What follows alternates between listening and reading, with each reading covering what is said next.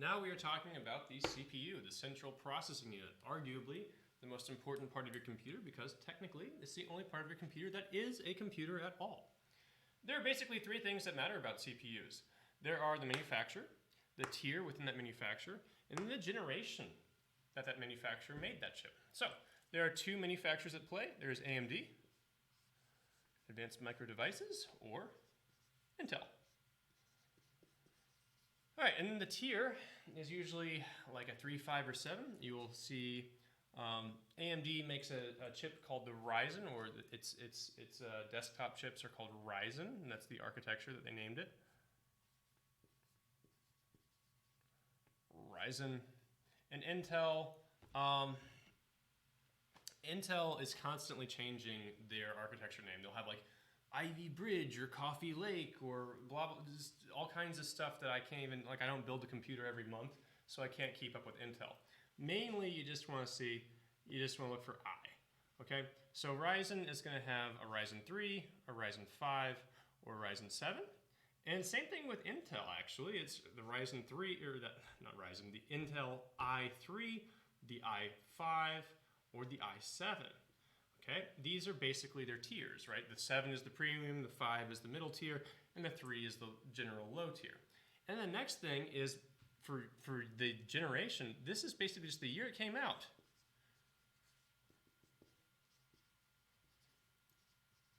Okay, so if you see a i3 that is current generation and you're comparing it to an i7 that's 4 years old, that current generation i3 will probably beat the snot out of the old i7.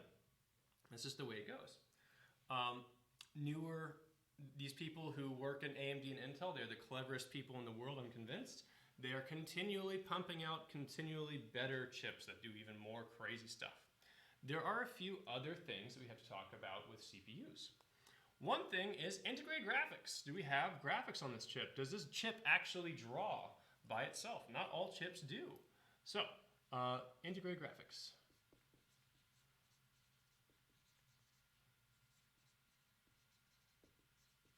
All right, does it have integrated graphics? Most chips do have integrated graphics. Most chips will actually draw by themselves without a video card.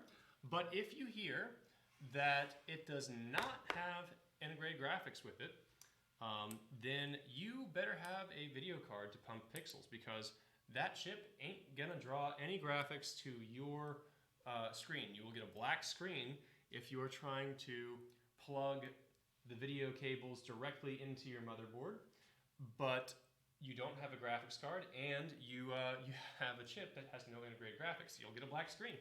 Won't write anything. So you have to worry about integrated graphics. And we did touch lightly on the socket type. You have to watch out for that as well because ever so often the manufacturers will change up their socket type ever so slightly. Now the reason why they have to do this, they don't want to do this, but they have to because the actual silicon itself, the die, changes where it keeps its front side bus and stuff like different. They have different spots of putting resources, and that can affect where you can actually make the little pinouts, where the little electrical connections of your motherboard can actually look to get those resources. So Intel is actually kind of worse about this than AMD. AMD will really just have AMD socket AM1, 2, 3, 4, 5, whatever. Intel has like, you know, LGA 1100 or LGA 1150 and LGA 1200 and 1300 or something. You got to make sure that the socket, I said this in the last video about motherboards, you got to make sure that the socket of your motherboard matches up with the socket type of your processor, okay? So can't stress that enough. The other thing you got to stress is you got to know whether it has integrated graphics. Now I happen to know the naming convention for Intel is that if you have, for example, an i3, let's just pick a chip, i3 Gen 10, 100, and then you see this, you see an F at the end, all right? If you see that F at the end of an Intel serial number, that F means it has no integrated graphics. It is graphics list, and you need a graphics card in order to actually see anything on the screen.